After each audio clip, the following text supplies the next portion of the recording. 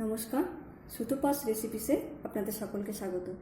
আজ যে রেসিপিটি শেয়ার করব সেটা হলো মেথি শাকের চচ্চড়ি। এর জন্য যে উপকরণগুলি লাগছে সেগুলি দেখে নেওয়া যাক। মেথি শাক, এক আটি মেথি শাক আমি ছাড়িয়ে রেখেছি, গোটা জিরে, একটি শুকনো লঙ্কা, রসুন কুচি করে নিয়েছি 8-10 কোয়া, পেঁয়াজ একটি মিডিয়াম সাইজের কুচি করা, টমেটো একটি মিডিয়াম সাইজের কুচি করা, একটি কাঁচা লঙ্কা, মিডিয়াম সাইজের আলু টুকরো করে কেটে নিয়েছি, সর্ষের তেল। গুঁড়ো মশলার মধ্যে লাগছে হলুদ গুঁড়ো, লঙ্কা গুঁড়ো, ধনে গুঁড়ো, জিরে গুঁড়ো 1/2 চা চামচ করে, আর লাগছে নুন। প্রথমে মেথি শাকটা আমি টুকরো করে কুচিয়ে নেব।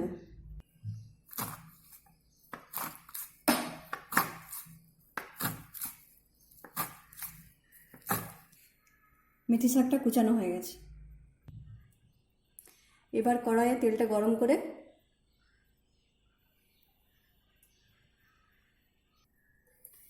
এতে গোটা জিরে,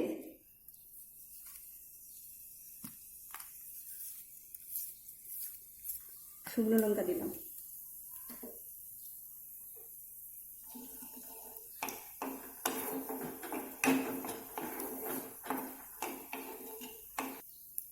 জিরে লঙ্কা ভাজা হয়ে গেছে। এবার আমি রসুন কুচি দিলাম। রসুনটা একটু লাল করে ভেজে নিতে হবে। রসুন ভাজা হয়ে গেছে, এবার আমি পেঁয়াজ কুচি দিয়ে দিলাম।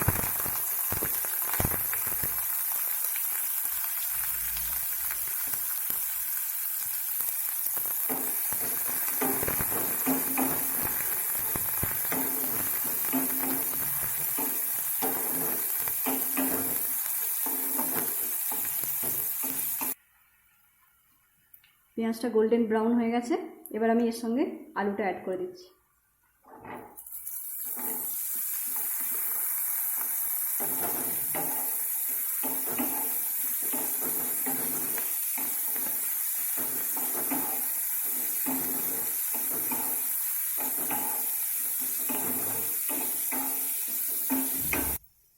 আলুটা হালকা ভাজা হয়ে এসেছে, এবার আমি এর মধ্যে টমেটো আর কাঁচা লঙ্কা অ্যাড করছি।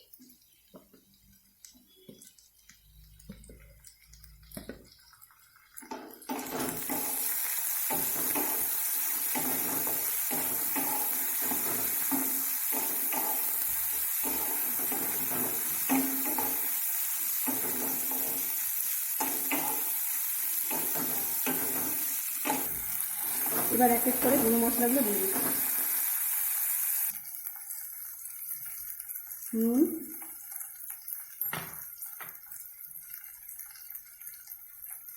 হলুদ,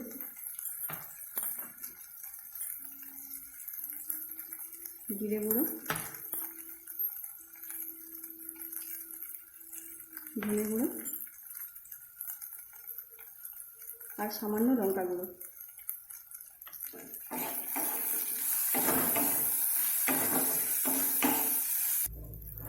সামান্য জল দিয়ে মশলাটা কষে নিচ্ছি।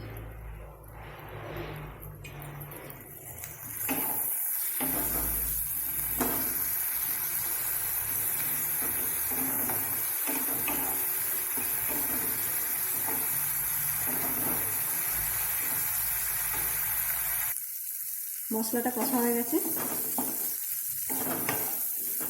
এবার আমি এর মধ্যে মেথি শাকগুলো অ্যাড করে দিচ্ছি।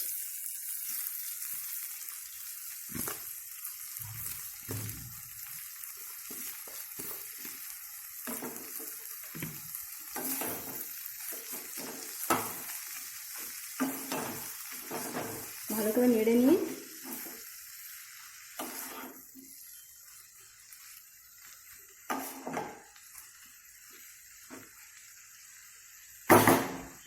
আঁচ কম করে ঢাকা দিয়ে দিচ্ছি।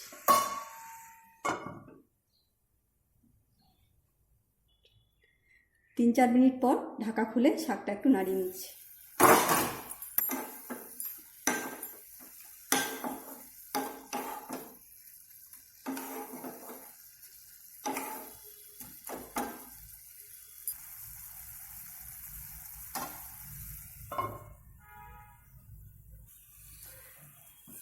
5-7 মিনিট পর ঢাকাটা খুলে আলুগুলো সেদ্ধ হয়েছে কিনা একটু চেক করে নিচ্ছি। আলুগুলো সেদ্ধ হয়ে গেছে। সামান্য মিষ্টি ভাব আনতে গেলে এতে একটু চিনি অ্যাড করা যেতে পারে।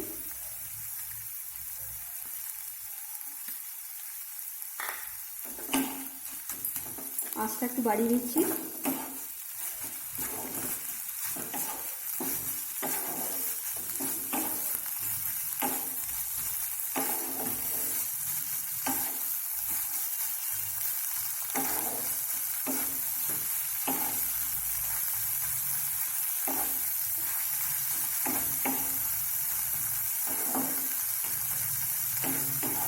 পুরো জলটা শুকিয়ে গেছে।